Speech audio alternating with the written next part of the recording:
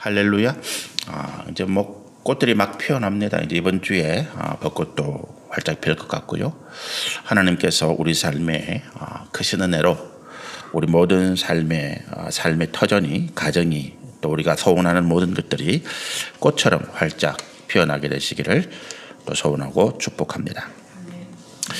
우리 이번 주에 요한계시록 말씀 가운데서 우리 4장의 마지막 부분, 우리 지난주에 10절까지 말씀을 나누시면서 우리 믿음이 형성되고 자라는 과정에 대해서 말씀을 드렸고, 그리고 이제 11절 마지막 부분과 우리 5장 5절까지의 말씀을 우리가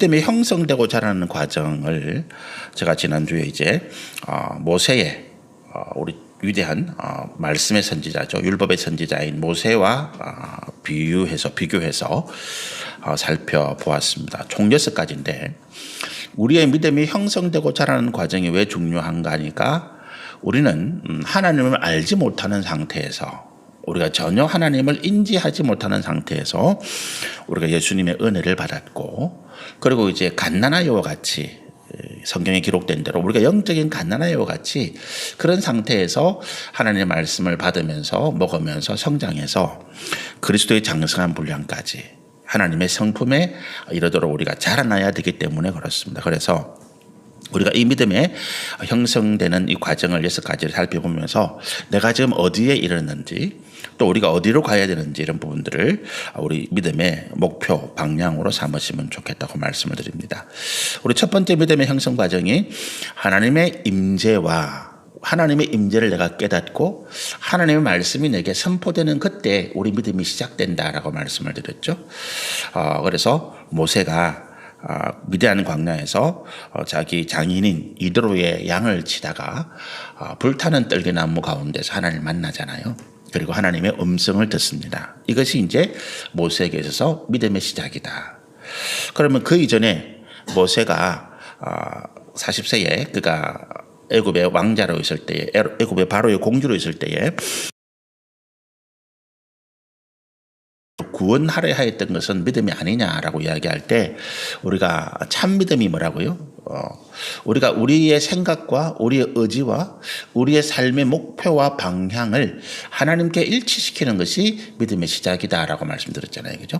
그러니까 우리가 이제 경주 100m를 달리든 200m를 달리든 마라톤을 달리든 출발선에 서서 그 출발선에 이제 레인이 꺼 있잖아요.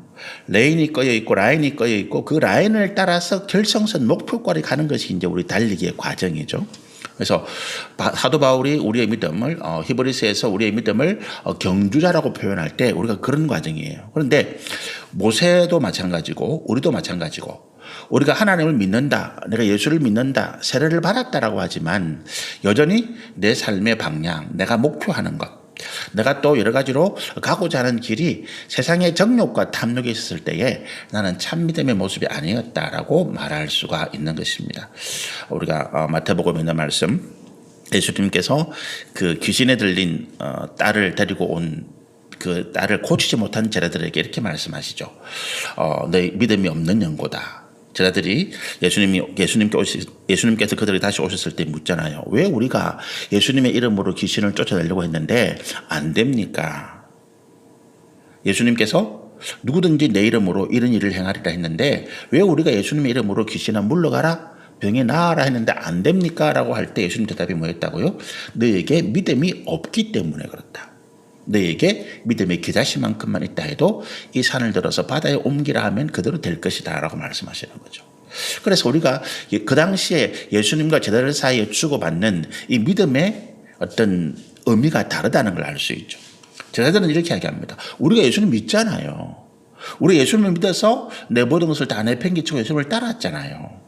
그런데 왜 안 됩니까? 라고 이야기하고 예수님은 너희가 믿음이 없다라고 할 때 아직까지도 너희의 인생의 방향, 목표, 너희가 추구하고자 하는 이 길이 너희의 육신의 정욕과 탐욕 가운데 있다라고 하는 것을 말씀하고 있다는 거예요. 모세도 마찬가지, 우리도 마찬가지고, 모세가 미디안 광야에서 그 모든 40년 동안 자기의 모든 욕심, 정욕, 탐욕을 다 내려놓았을 때에, 어렸을 때에 힘이 빠졌을 때에 비로소 하나님을 만나게 되고 그가 믿음의 출발, 하나님 주신 사명의 길을 가게 되었다는 거죠. 그리고 믿음의 우리가 성장의 두 번째 과정은 하나님 말씀 앞에 순종한다는 거예요. 우리가 이 순종이라는 것이 역시 마찬가지입니다. 이제 우리가 믿음이라고 하는 걸 이야기할 때 내 어떤 삶의 목표, 방향, 내가 이루고자 하는 것들, 내 삶의 가치들이 하나님과 하나 되었다는 거예요. 그래서 이제 순종이라는 개념도 역시 마찬가지입니다. 전에는 내가 필요해서 내 것을 이루기 위해 이제 그런 어떤 기복신앙적인 하나님께서 나를 어디로 이끌고 가시든지 나는 그 이끄심에 따라가겠다라는 것이 순종이에요. 베드로가 부활하신 예수를 만나잖아요. 베드로가 예수님이 십자가에서 돌아가시기 직전에 3번 부인하죠. 그 부인이라는 단어는 단순히 모른다, 나는 예수님을 몰라요, 이런 의미가 아니고 예수님이 하나님 앞에 죄를 지어서 그는 지옥에 가도 마땅한 자로 저주했거든요. 이게 부인의 의미예요.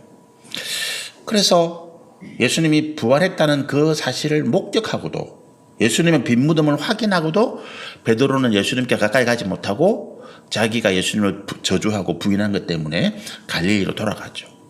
그런데 거기에서 이 베드로가 예수님을 기다리잖아요. 예수님을 만난 다음에 예수님이 그에게 뭐라고 이야기합니까? 네가 나를 사랑하느냐 3번 묻고 내가 정말로 예수님 사랑합니다. 내 마음을 주님 모르십니까? 그렇게 고백할 때 예수님 뭐라고 하세요? 네가 전에는 네 마음대로, 전에라는 말은 무슨 말입니까? 네가 나를 진실로 고백하기 전에는 네 마음대로, 네 의지대로, 네 고집대로, 네 욕심대로 다녔지만 이제부터는 사람들이 너를 띠를 띄워서 끌고 갈 것이다.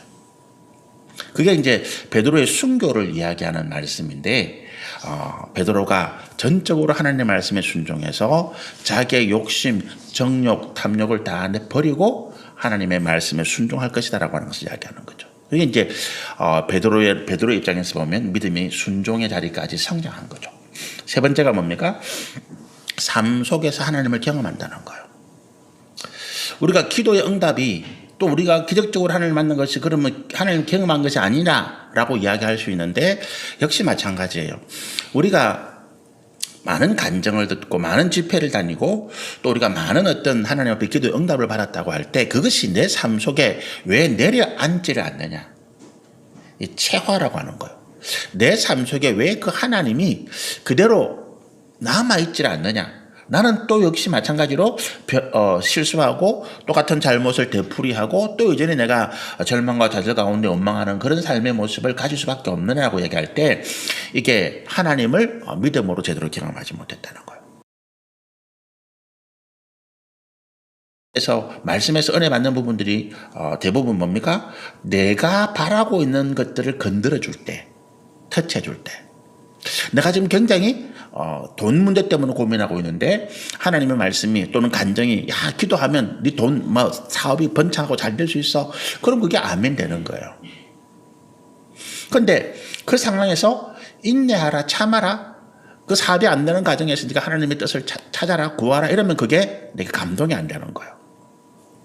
어떤 분이 이제 자기 하던 일을 다 내려놓고 어떤 다단계라고 하는 거를 하게 됐어요. 이제 다단계를 하시는 분들이 이제 거의 대부분 뭡니까? 내가 좀 돈을 많이 벌고 싶다는 마음이 있잖아요. 돈을 많이 벌고 싶다는 마음이 나쁜 건 아닙니다, 그죠? 저도 돈을 많이 벌기를 원했고 또 저도 우리 성도님들이 돈을 많은 재물을 얻어서 그 다음에 뭐예요? 그것이 이제 하나님 나라와 그 을을 위해서 가야 되는데. 이제 어떤 분이 이제 그렇게 해서 이제 다단계 어떤 일을 시작하고 조그마한 이제 사무실을 얻어서 개업 예배를 들어요. 그때 내가 그런 말을 했어요. 그 나라와 그 을을 먼저 구하라. 그 말씀을 가지고 이제 개업 예배를 드렸단 말이죠. 어떻게 보면 개업 예배에 안 맞는 말씀이죠. 번창해라, 돈 많이 벌어 이래 되는데 당신은 하나님 나라와 그 을을 위해서 당신의 삶을 드리는 것이 맞습니다. 하나님께 제게 주시는 말씀이니까. 근데 그게 이제 그분의 마음은 안 맞죠. 왜요? 자기가 하던 일들을 정리하고 새롭게 이 다단계 일을 시작하게 된 것은 내가 돈을 많이 벌고 싶었는데 그리고 그분은 어떤 생각을 가지고 있겠습니까? 내가 돈을 많이 벌어서 하나님 나라와 그 일을 위해서 교회 헌금도 많이 하고 선교도 많이 하고 싶은데, 목사님은 돈 많이 벌으라는 축복은 안 하고 당신은 하나님 나라와 그 일을 위해서 당신의 삶을 드리기를 소원합니다. 이렇게 이야기하니까 자기 마음이 맞지 않는 거죠. 이제 그게 이제 우리가 삶 속에서 하나님을 경험하는 차이예요. 이게 돈이 수단이 돼야 되는데, 세상에서 얻는 명예와 권세가 재물이 내가 하나님을 섬기는 수단이 되어야 되는데, 거꾸로 이것이 목적이 되고 하나님을 수단으로 삼아서 어떻게 하나님께 잘 보이고 하나님 앞에 내가 기도 열심히 해서 내가 세상의 명예와 재물과 권세가 얻으려고 할 때 내가 삶 속에서 하나님을 경험하는 것이 아니라 나는 내 의지, 내 목적, 내 욕심에 따른 것들을 그대로 살아가는 모습이라는 거예요. 그런데 내가 이제 그런 욕심을 버리고 내가 모든 걸 내려놓고 하나님을 경험하게 될 때 비로소 내 삶을 움직이시고 이 땅의 모든 악한 영들을 결박하시고 나를 믿음으로 이끌어 가시는 하나님을 경험할 수 있더라. 그리고 이 경험은 절대로 사라지지 않습니다. 내 삶 속에 그대로 채워지고 쌓여서 내 믿음의 장성한 분량을 이루게 됩니다. 그 다음에 이제 비로소 이제 하나님을 경험하고 이게 쌓이게 되면 믿음이라는 것이 형성되기 시작해요. 씨가 이제 맺히는 거죠. 그리고 이것이 이제 믿음의 형성을 통해서 뭡니까? 내 삶의 상황 속에서 하나님이 어떻게 역사하시는가를 내가 경험하게 됩니다. 실패해도 거기 하나님이 계시는구나. 실패한 원인이 내 어떤 잘못이나 내 어떤 책임이나 아니면 내가 어떤 거기에 좌절이나 고통을 느끼는 것이 아니라 내가 실패한 가운데 하나님의 역사하심을 보는 거예요. 그리고 이기고 승리하고 믿음으로 나가는 그런 경험들을 하게 되는 거죠. 잘 되는 경우도 마찬가지죠. 내가 사업이 잘 되고 내가 모두 형통하다, 그 가운데 교만이 아니라 하나님이 함께 하심을 보면서 내가 겸손하게 되는 일들이 생기는 거죠.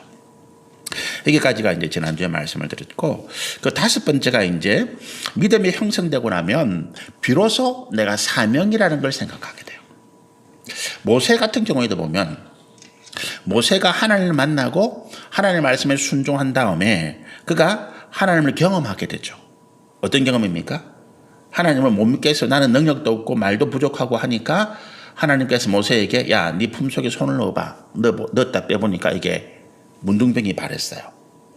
깜짝 놀랐는데 다시 하나님이 다시 넣었다 빼봐 하니까 깨끗해지는 거예요.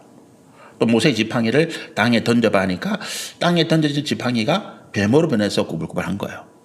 그 꼬리를 집으라니까 다시 집으니까 뱀이 다시 지팡이로 변하는 이 하나님의 능력을 경험하게 되는 거죠. 그런데 그렇게 가면서도 모세는 하나님께서 자기를 보내서 이스라엘 백성들을 구원하고자 하는 이 사명 가운데 충성하지는 않았습니다. 마지못해서 억지로 가기는 가는데 하나님께서 자기를 보내셔서 이스라엘 백성들을 바로 애굽의 손에 구원해내는 것을 마음속으로는 거부하고 있었다는 거예요. 왜 그러냐? 40년 전에 자기가 할 때는 하나님께서 방치했더라는 거예요. 40년에 내가 하려고 할 때는 하나님께서 모른 척 외면하다가 이제 와가지고 하나님이 왜 그러십니까? 라고 하는 거죠. 여러분, 우리가요, 어떤 일을 새롭게 계획하려고 할 때 가장 많은 저항이 어디서 오는가 하면 옛날에 한번 해봤다가 시도해봤다가 실패한 사람들의 반응이에요. 그거 내가 해봤는데 그거 안 돼. 그거 안 돼. 그거 나도 다 해봤는 거야. 이런 반응들이 올 때 굉장히 우리를 실망하게 만드는 거예요. 그리고 좀 같이 힘을 모으자고 하는 사람들이 네 혼자 그래 해봐봐 이런 표정. 해봐봐. 그 사람들은 무슨 말이겠어요?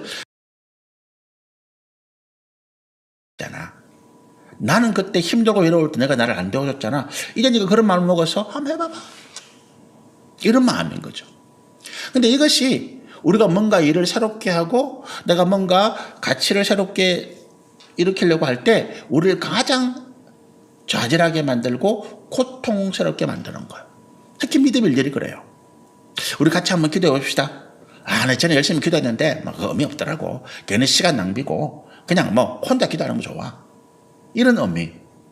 우리가 좀 예배에 집중해서 하나님 말씀 앞에 믿음으로 나가봅시다. 이렇게 이야기하면 그 목사님 그 예배 맨날 들어봐야 그 의미도 없고 뭐 어쩌고 이런 이야기가 나온다고요. 그게 왜 그렇습니까? 내가 전에 열심히 해봤는데 하나님께서 안 해주시더라는 거예요. 그런데 그때 열심과 지금의 상황이 다르다는 것을 우리는 알지 못하더라는 거지. 그때 열심은 뭐였다고요? 모세가 40년 전에 애굽 공주의 왕자로서 살아갈 때는 자기 힘과 자기 능력, 그래 내가 한번 해봐야지, 이런 의미였다면 지금 뭡니까? 하나님께서 그를 붙잡으신 거예요. 내가 한번 해봐야 할 때는 하나님이 나와 역사하지 않으세요. 내가 주가 되면 하나님을 종속적인 존재로 삼으면 하나님 역사하지 않으십니다. 하나님이 나를 이끌고 가시는 그런 모습. 그게 이제 사명의 길인 거죠. 그래서 모세가 애굽 바로 앞에 가는 길 과정에서도 사실은 그가 열심을 내지 않았죠. 그러나 그가 사명에 충성하게 되는 계기가 있습니다. 그게 뭐냐면 이 모세가 바로에게 가는 그 과정에서 하나님이 진노하셔서 모세를 죽이려 하시는 사건이 생겨요. 그게 뭐냐 하면 모세에게 두 아들이 있었는데, 광야에서 태어난 두 아들이 있었는데, 모세가 하나님 앞에 실망한 나머지 이 두 아들에게 하나님의 백성으로 삼는 표식을 하지 않아요. 그 아들이 할례 없는 아들이에요. 다시 말하면 그 아들에게 하나님에 대한 믿음을 전수하고 가르치지 않았다는 거예요. 사명이 뭡니까? 내가 어떤 사명, 하나님께서 내게 어떤 일을 맡기셨는가가 중요한 게 아니라, 사명이라고 하는 전체 그 테두리 안에는 뭐가 있는가 하면 내가 하나님의 사람으로 살아간다라고 하는 거예요. 하나님의 사람으로서, 믿음의 사람으로서 내 가정, 내 사업장, 내 삶의 영역을 다스려 나간다고 하는 것입니다. 그것이 사명이에요. 목사가 교회만 잘 섬기는 것이 목사의 사명이 아니에요. 제가 한때 그렇게 생각했다가 제 가정에 큰 아픔도 주고 제 자녀들이나 제 아내에게 큰 그 어려움을 준 적이 있거든요. 우리 선배들이 그랬어요. 야, 목사가 말이야, 가정은 놔둬. 그냥 교회에 목숨 걸어야지. 근데 이것이 굉장히 잘못된 이야기라는 것. 우리 지금 저희 기성세대들, 지금 60대, 70대 된 분들이 자녀들하고 굉장히 거리감이 있잖아요. 왜 그렇습니까? 밖에 나가서 아버지는 열심히 돈만 벌어주면 된다는 거예요. 열심히 돈만 벌어주면 그 다음에 가정에서는 알아서 하라는 거지. 가정에서는 남편, 아버지 가장은 아무것도 안 하잖아요. 집에 와서 내가 피곤해, 난 밖에서 이렇게 열심히 일했으니까 나는 집에서 늘어져 있고, 그런 거죠. 그러다 보니까 아내와 자녀들과 대화도 없고 교제도 없고 친구도 없고, 나중에는 뭡니까? 아버지 돈만 벌어주면 다 해요. 아버지 우리한테 해준 게 뭐 있어? 이런 이야기가 나오는 거죠. 그게 뭐라고요? 내가 가정을 위한다 하면서 가정을 팽개쳐 놓고 내 직장, 내 사회적인 일에만 전념했다는 거예요. 이것이 잘못됐다는 거죠. 목사가 가정을 팽개쳐 놓고 교회만 챙겨라. 잘못된 것입니다. 가정과 교회, 또 우리가 살아가는 이 세상의 공동체, 이 모든 것에 뭐라고요? 우리의 사명이 있다는 거예요. 내 마음을 두고 거기에 하나님의 거룩한 뜻을 이루어가고 내가 그 속에서 하나님의 사랑을 이루어가야 된다는 거예요. 자녀를 잘 돌보고 양육하고, 또 뿐만 아니라 아내와 깊은 교감을 나누면서 마음을 합하고 가정의 어려움을 살펴가고, 또 교회에서도 그 같은 마음으로 계속해 나가고, 공동체, 우리 교회가 있는 이 사회에서도 그 같은 마음을 가지고 관심을 가지고 진리의 말씀으로 가르쳐가는 이 일들을 해야 된다는 거예요. 사업장, 직장 마찬가지죠. 내가 지금 사업에만 너무 열심히 해서 가정을 등한시하고 있다? 우리는 하나님의 사명 앞에 지금 실패하고 있다는 거예요. 모세가 하나님께 받은 사명에 실패했다는 이유가 그거예요. 그가 낙심해서 내가 이렇게 하나님께 열심히 하려고 했는데 하나님은 나에게 관심을 두지 않으시는 바람에 내 마음이 널브러지고 자기에게 태어난 자녀들에게 믿음으로 가르치고 믿음으로 전수하는 일을 소홀히 했다는 거예요. 하나님께서 그것을 바로 잡으시는 거죠. 그 사실을 눈치챈 모세의 아내 시보라라고 하는 여인이죠. 이 여인이 급하게 그 광야 길을 가는 도중에서 자기 두 아들에게 모세를 대신해서 할 일을 합니다. 결국 하나님께 이야기합니다. 하나님, 이 남편이 내게 피해 남편입니다. 그리고 모세가 비로소 자기의 사명이라는 것이 무엇이라는 걸 깨닫는 거죠. 자기의 실수가 무엇이라는 걸 깨닫는 거예요.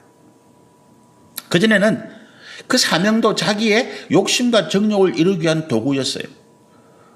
저도 제 목회가 한 번씩 제가 고백하는 말이 그거잖아요. 내가 목사로서의 어떤 하고 싶은 일, 그것을 이루기 위한 도구로서 목회가 사용되었다라고 제가 고백을 하죠.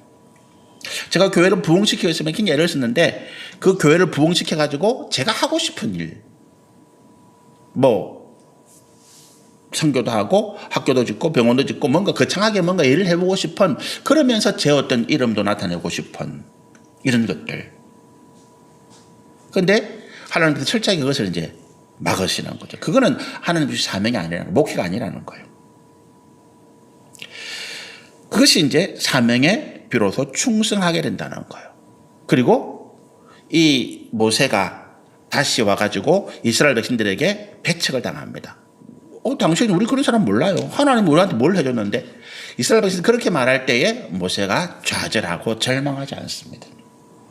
우리가 사명 앞에 믿음으로 바르게 충성해 나갈 때, 우리가 사명으로 믿음으로 행하는 일들이 이 세상에서 반드시 형통하게 승승장구하지는 않아요. 아마도 100가지 100명이 있다면 믿음으로 승승장구하고 잘 되더라 하는 사람은 100명 중에 2-3명 정도? 나머지 대다수의 사람들은 믿음으로 내가 하나님 앞에 정말로 이렇게 헌신하기로 작정하고 내 욕심과 정욕을 내려놨는데도 불구하고 내 앞을 가로막고 또 나를 고통스럽게 힘들게 하는 일들이 너무 많다는 것을 우리가 알게 됩니다.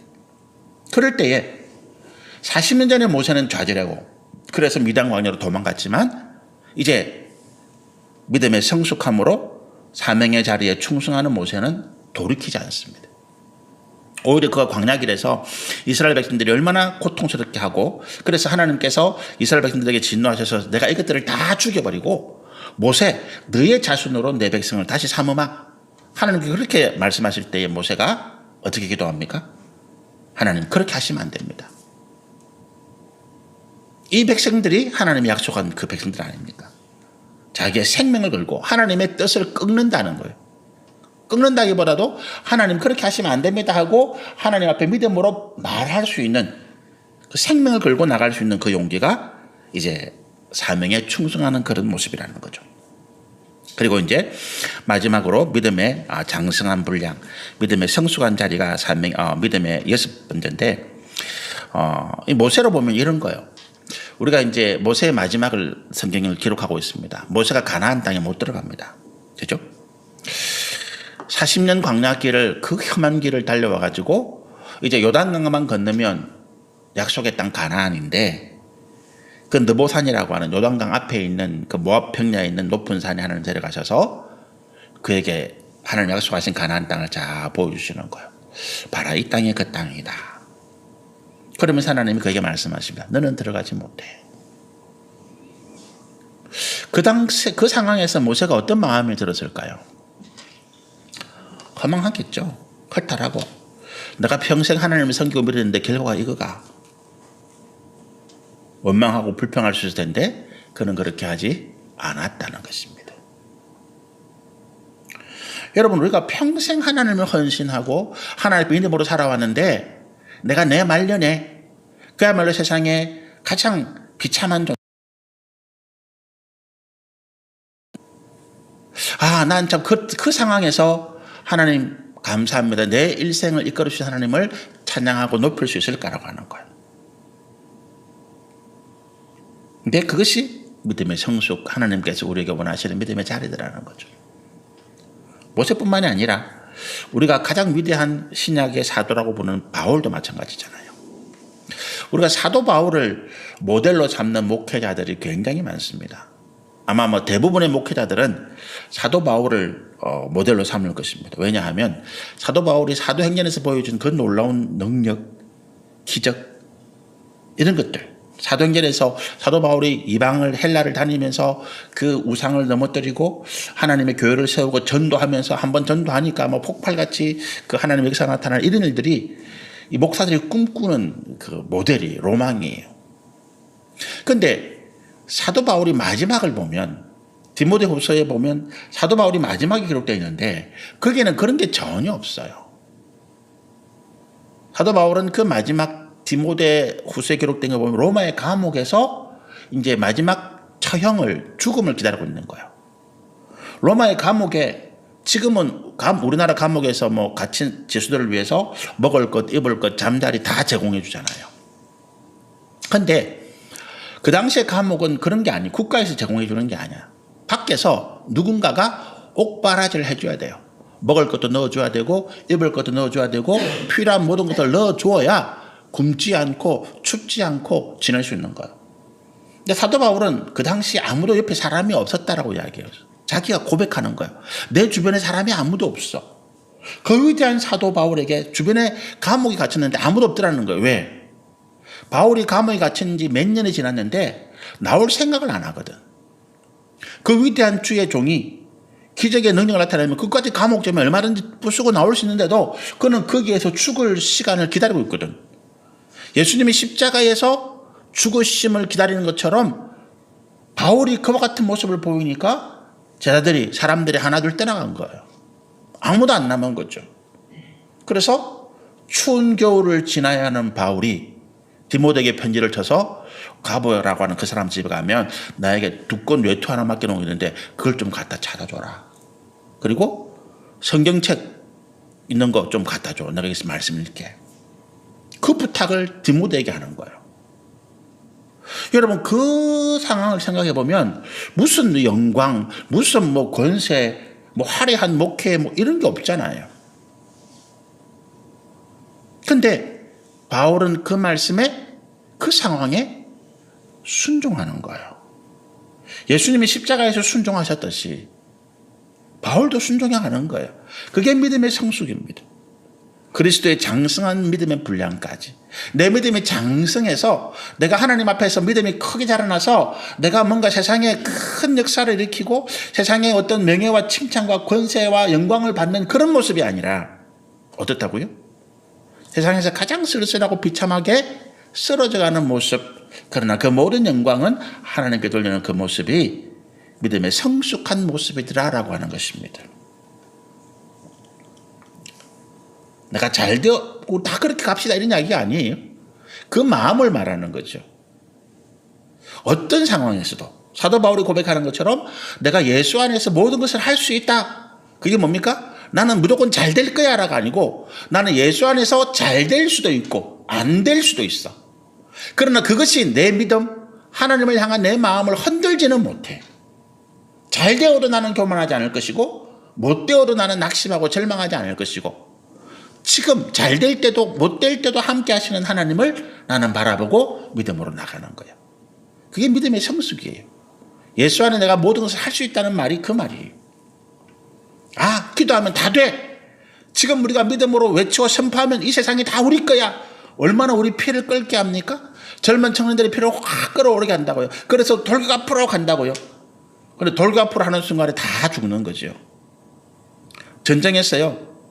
전쟁이 나면 특히 월남전 이럴 때 신병들이 이렇게 보충이 되잖아요. 얼마나 살 수 있을 것 같아요? 신병들이 보충돼가지고 전쟁에서 일주일 안에 대부분 다 죽는데요.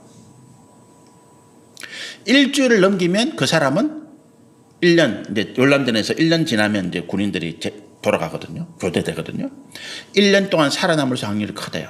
근데 신병 교육대를 나와가지고 1년 일주일 안에 배치돼가지고 다 죽는데요. 왜 그렇습니까? 아무것도 모르면서 그 용기만 돌격 앞으로만 하는 거예요. 다 죽는 거죠. 여러분 우리가 청년들에게 믿으면 기도하면 다 된다. 세상이 다 너희 거다. 돌격 앞으로 이게 우리 청년들을 죽게 하는 거예요. 무슨 말입니까? 아 그러면 믿음으로 다 된다는 말이 목사님 틀린 말입니까? 제가 지금 그 이야기가 아니라는 걸 여러분이 이해하실 겁니다. 믿음으로 기도하면 다 된다는 게 틀린 것이 아니라 그 믿음의 자리까지 나가기까지 아직 우리는 연단받고 훈련받고 내가 그런 믿음의 성숙한 자리까지 하나하나 나가야 되는데 이제 내가 출발선에 선 내가 이제 신병 훈련소를 갓 제대한 내가 갓 퇴소한 내가 전장에서 10년 20년 그렇게 오래 연단받은 사람처럼 그렇게 내가 교만하고 경솔하고 성급한 모습이 우리를 죽인다는 거예요. 낙심하게 만들고 믿음이 기도하면 된다 그랬는데 나가보니까 안 되고 절망하고 좌절하고 그래서 믿음을 잃어버리는 상황들이 생기게 만들더라는 거예요. 그게 우리 목회자들, 우리 청년들을 가르치는 우리의 잘못이더라라고 하는 것입니다. 믿음의 성숙은 그런 거예요. 실패하고도 안 돼도 내가 어제까지는 잘 나가다가 하루아침에 모든 것을 잃어버리고 내가 세상의 만물의 찌꺼기 같은 그런 모습으로 살아간다 하더라도 거기에 하나님이 함께 하시니까 그 길에 하나님이 함께 하시니까 나는 낙심하지도 않고 절망하지도 않고 그 길을 믿음으로 묵묵히 따라간다라고 하는 거예요. 그것이 믿음의 성숙이다라고 하는 것입니다. 11절에 보니까 우리 주 하나님이여 영광과 존귀와 권능을 받으시기에 합당하오니 이해가 되시죠? 우리의 모든 믿음을 우리 삶을 이끌어 오신 하나님에 대한 영광입니다. 그리고 또 24절은 이렇게 이야기합니다. 주께서 만물을 지으셨다. 그리고 만물이 주의 뜻대로 있었다라고 이야기합니다. 주의 뜻대로 지으셨다. 하나님 마음대로 지으셨다. 이런 의미가 아니죠. 하나님의 선하시고 공의로우신 뜻을 따라서 지음받았다라고 하는 거예요. 그래서 이 세상 모든 만물에는 악하고 안 좋은 것이 있지는 않습니다. 다만 사람들이 그것을 쓰는 그 마음이 악할 뿐입니다. 돈이 만악의 뿌리가 아닙니다. 그죠? 성경은 뭐라고 말합니까? 돈을 사랑하는 마음, 돈에 대한 욕심, 돈에 대한 탐욕을 가지고 있는 인간의 마음이 돈을 악하게 쓰더라는 것입니다. 거꾸로 우리가 믿음 안에서 이 돈을 하나님의 선하시고 공의로운 뜻을 따라서 쓰면 그 돈은 뭡니까? 선한 것이 되더라는 거예요. 이렇게 쓰는 돈이 예수님이 말씀하신 것처럼 하늘나라에 쌓이는 재물이 되는 거예요. 우리의 재물을 하늘에 쌓아놓으라 할 때 무슨 교회에 헌금을 무조건 많이 해라는 의미가 아니에요. 그렇게 만약에 가르치는 분이 계시다면 그건 잘못 가르치는 거예요. 헌금을 많이 하면 그 교회에 헌금한 것이 하늘에 쌓인다. 그거는 잘못 가르치는 것입니다. 우리가 하나님의 선하시고 공의로운 뜻에 따라서 우리가 벌어들인 소득을 쓸 때 그 쓰는 것이 하나님의 나라 재물로 쌓이더라는 것. 내 상급과 영광이 되더라라고 하는 것입니다. 그래서 주의 뜻대로 지으심을 받았다라고 하는 것은 이 모든 만물이 우리 또한 하나님의 선하시고 공의로운 뜻대로 지음받았고 그리고 주의 뜻대로 있었다라고 하는 것도 하나님의 선하시고 공의로운 뜻 때문에 우리가 존재하고 우리가 살아가는 이유다라고 하는 거예요. 그래서 11절의 말씀은 이 24장로들의 찬양의 내용은 우리는 하나님의 선하시고 공의로운 뜻대로 지음받은 존재이고 우리 인생의 목적, 우리 인생의 목표도 하나님의 선하시고 공의로운 뜻대로 살아가는 것이다 라고 하는 거예요. 이게 믿음의 삶이고 이것이 하나님께서 우리 가운데 칭찬과 영광을 주시는 삶이다. 4장의 말씀을 마무리하고요. 5장 1절에 보면 5장 1절부터 5절까지는 이제 심판의 두루마리가 이제 나타나는 모습이에요. 5장 1절의 말씀을 보면 내가 보매 이 나는 사도 요한이죠. 보좌에 앉으시니 성부 하나님이십니다. 보좌에 앉으시니 오른손에 두루마리가 있는데 안팎으로 섰고 7인으로 봉하였더라. 지금까지 보이지 않았던 것이 나타났습니다. 그죠? 4장에서는 전혀 보이지 않았던 것이 그게 뭐냐 하면 하나님의 보좌에 앉으신 성부 하나님의 오른손에 들려있는 두루마리예요. 이 두루마리는 이제 책이죠. 지금으로 말하면 책인데 옛날에는 이제 지금처럼 책으로 묶여 있는 것이 아니라 양피지라든지 아니면 파피루스 이런 데다가 써가지고 이걸 둘둘둘 말잖아요. 그리고 두루마리예요. 책입니다. 책인데 안팎으로 섰고 7인으로 봉했다라고 합니다. 근데 이 두루마리는 하나님이 직접 쓰신 거예요. 그 내용을 지금 아무도 모릅니다. 아무도 모른다는 이야기는 하나님이 직접 쓰신 것이고, 그리고 7봉인, 7개의 인으로 봉인, 도장을 찍는 거죠. 이제 봉인이 어떻게 되는가 하면 지금은 이제 뭐 테이프나 이런 걸 풀로 붙이잖아요. 옛날에는 풀이나 뭐 테이프 이런 게 없었기 때문에 뭐 밀랍 같은 거, 벌꿀집 있잖아요. 그게 밀랍인데 그걸 녹이면 이게 이제 양초처럼 허물허물해져요. 그럼 그걸 이제 그 개봉할 수 있는 그 면에다가 이걸 녹인 걸 붙여요. 그리고 거기다가 자기의 도장을, 왕의 도장을 꽝 찍습니다. 그게 아무도 뜯어보지 않으면 그걸 그대로 있겠죠. 누가 만약에 뜯어본다 그러면 그 밀랍 덩어리, 양초 같은 덩어리가 깨져야 그걸 뗄 수 있거든요. 그러니까 왕의 허락 없이 그걸 봤나 안 봤나를 알 수 있는 거예요. 그게 봉인입니다. 근데 그게 7개가 있다는 거예요. 완전하게 봉했다는 거죠. 그러니까 이 말은 우리 5장 1절의 이 말은 무슨 말인가 하면 하나님께서 직접 작성하신 문서가 있는데 그 문서를 하나님의 허락이 없이는 누구든지 하나님의 허락 없이는 볼 수 없도록 완전하게 봉해놨다라고 하는 의미입니다. 그게 하나님 손에 들고 있는 거예요. 그런데 그 다음에 보니까 또 봄에 2절입니다. 힘 있는 천사가 큰 음성으로 외치기를 누가 그 두루마리를 펴며 그 인을 떼기에 합당하냐 이렇게 이야기해요. 이게 무슨 말일까요? 천사의 이 말은 아무도 누가 이 인을 떼서 그 두루마기를 펼쳐보기에 합당하냐, 그런 사람이 자격이 있느냐, 이 말은 아무도 없다는 말이죠. 반어법이니까 아무도 없다는 말입니다. 그런데 성경이 이제 2절에 보면 힘 있는 천사가 큰 음성으로 외쳤다 그래요. 그럼 이 힘 있는 천사가 뭐냐 하면 이 힘이 단순하게 육신적으로 힘이 세다 이 말은 아니고요. 성경에서 이제 영적인 힘은 능력과 권세를 말합니다. 그런데 이 힘 있는 천사가 나와서 이야기하는 거예요. 누가 이 봉인을 떼고 이 두루마리를 펼쳐서 여기에 쓰여 있는 내용을 볼 사람이 있겠느냐? 나도 못해 라고 하는 거예요. 그 말을 보면 이 힘 있는 천사는 천사들 가운데서 가장 큰 능력과 가장 큰 권세를 가지고 있는 천사다. 그렇게 우리가 이해할 수 있습니다. 우리가 흔히 말하는 대천사장, 천사의 우두머리, 미카엘, 성경이 말하고 있는 거죠. 아마 그런 존재, 천사들 가운데서 가장 큰 힘과 능력을 가지고 있는 존재, 권세를 가지고. 근데 그가 말하기를 야 나도 못하는데 하나님이 만드신 피조물 가운데 가장 큰 능력과 권세를 가지고 있는 나도 못하는데 누가 이것을 떼고 이 내용을 볼 수 있겠어? 아무도 없어 라고 이야기하는 거예요. 그렇게 이야기합니다.